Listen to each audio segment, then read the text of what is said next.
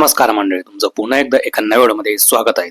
मंडळी, पुणे या शहराचा झपाट्याने विस्तार होताना आपण बघत आहोत. आपल्या राज्यासहित परराज्यातील लोक देखील पुण्यामध्ये वास्तव्य करण्यासाठी आता येत आहेत.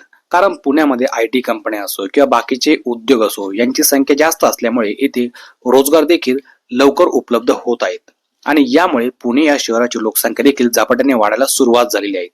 तसेच पुणे या शहरात वाहनांची संख्या देखील काही कमी नाहीत, ती देखील चांगलीच वाढायला लागलेली आहेत. आणि या सर्व गोष्टींवरती आता केंद्रीय मंत्री नितीन गडकरी यांनी भाष्य केले आहेत.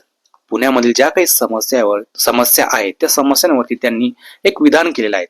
नेमके नितीन गडकरी काय म्हणाले ही पूर्ण माहिती आपण या व्हिडिओमध्ये जाणून घेऊया.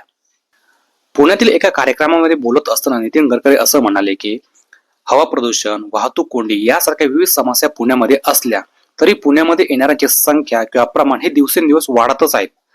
पुण्यामध्ये प्रचंड प्रमाणात ट्रॅफिक असते, त्यामुळे आता मला पुण्यातील रस्त्यावरून प्रवास करावा असं अजिबात वाटत नाहीत. या सर्व समस्या असल्या तरी लोक येतच आहेत, त्यामुळे पुणे आता पूर्णपणे हाऊसफुल झालेलं आहे.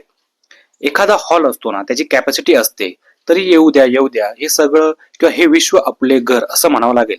मात्र त्यासाठी ते हॉलची कॅपॅसिटी पाहिजे ना असं स्पष्ट विधान नितीन गडकरी यांनी केलं, असं भाष्य त्यांनी त्या कार्यक्रमामध्ये केलं.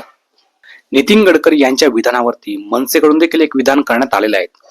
त्यांनी असं सांगितलं आहे पोस्टद्वारे की पुणे या शहराची पार वाट लागलेली आहे, तरी देखील बाहेरून जे काही लोंढे येतात बाहेरच्या राज्यातील, अजून किती लोंढे या पुण्यामध्ये येऊन आदळणार, पुणे या शहराला हे सगळं झेपणार की नाहीत असा सवाल देखील मनसेने उपस्थित केलेला आहे.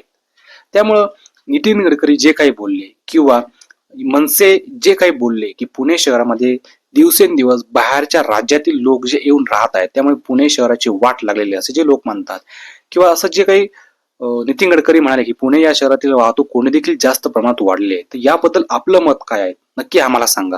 व्हिडिओ कशी वाटली ते पण नक्की सांगा. आवडल्यास लाईक आणि शेअर करायला अजिबात विसरू नका. धन्यवाद.